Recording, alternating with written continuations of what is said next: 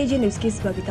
ಚಾಮರಾಜನಗರ ಜಿಲ್ಲೆಯ ಕೊಳ್ಳೇಗಾಲ ತಾಲೂಕಿನ ಶಿವನ ಸಮುದ್ರದ ದರ್ಗಾದ ಹಿಂಭಾಗದ ಕಾವೇರಿ ನದಿಯಲ್ಲಿ ಈಜಲು ಇಳಿದ 4 ವೈದ್ಯಕೀಯ ವಿದ್ಯಾರ್ಥಿಗಳಲ್ಲಿ 3 ಅಗ್ನಿಶಾಮಕ ಸಿಬ್ಬಂದಿ ಸುರಕ್ಷಿತವಾಗಿ ರಕ್ಷಿಸಿದ್ದು, ಆದರೆ ಒಬ್ಬ ವಿದ್ಯಾರ್ಥಿ ನಾಪತ್ತೆಯಾಗಿದ್ದು ಶೋಧ ಕಾರ್ಯ ಮುಂದುವರೆದಿದೆ.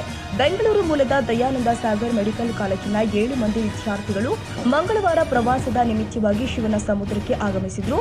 ಈ ಸಂದರ್ಭ 4 ವಿದ್ಯಾರ್ಥಿಗಳು ನದಿಗೆ ಈಜಲು ಇಳಿದಾಗ ಈಜಲು ಸಾಧ್ಯವಾಗದೆ ಪರದಾಡುತ್ತಿರುವ ಪರಿಸ್ಥಿತಿಯ ಬಗ್ಗೆ ಸ್ಥಳೀಯರು ಮಾಹಿತಿ ನೀಡಿದ ತಕ್ಷಣ ಕೊಳ್ಳೇಗಾಲ ಅಗ್ನಿಶಾಮಕ ಠಾಣಾಧಿಕಾರಿ ಅರುಣ್ ಕುಮಾರ್ ಅವರ ನೇತೃತ್ವದ ತಂಡ ಸ್ಥಳಕ್ಕೆ ಧಾವಿಸಿ ಪ್ರಫುಲ್ಲ, ತುಷಾರ ಮತ್ತು ಪ್ರಮೋದ್ ಎಂಬ 3 ರಕ್ಷಣೆ ಮಾಡಿದ್ದು, ಆದರೆ ನಂದಕುಮಾರ್ ಎಂಬ ವಿದ್ಯಾರ್ಥಿ ಇನ್ನೂ ನಾಪತ್ತೆಯಾಗಿದ್ದು ಅಗ್ನಿಶಾಮಕ ಸಿಬ್ಬಂದಿ ಶೋಧ ಕಾರ್ಯ ಮುಂದುವರೆಸಿದ್ದಾರೆ.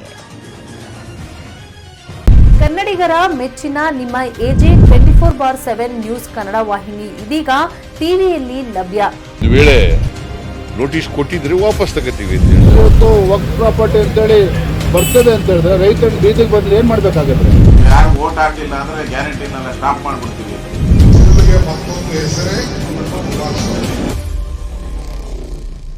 ಕರ್ನಾಟಕ ಮತ್ತು ದೇಶ ವಿದೇಶ 360 ಡಿಗ್ರಿ ಸುದ್ದಿ ಹಾಗೂ ಉತ್ತರ ಕರ್ನಾಟಕ, ಬೆಳಗಾವಿ, ಬಾಗಲಕೋಟೆ, ಧಾರವಾಡ, ಹಾವೇರಿ, ಗದಗ, ಬಿಜಾಪುರ ಜಿಲ್ಲೆಯ ಕ್ಷಣ ಕ್ಷಣದ ವಿವರವನ್ನ ಪಡೆಯುವುದಕ್ಕೆ ಎಜೆ 24/7 ನ್ಯೂಸ್ ಕನ್ನಡ ವಾಹಿನಿಯನ್ನ ಲೈಕ್ ಮಾಡಿ, ವಿಡಿಯೋಗಳನ್ನ ಶೇರ್ ಮಾಡಿ, ಕಮೆಂಟ್ ಮಾಡುವ ಮೂಲಕ ನಮ್ಮ ವಾಹಿನಿಗೆ ಸಹಕಾರ ನೀಡಿ ಮತ್ತು ಚಾನೆಲ್ ಅನ್ನ ಸಬ್ಸ್ಕ್ರೈಬ್ ಮಾಡಿ.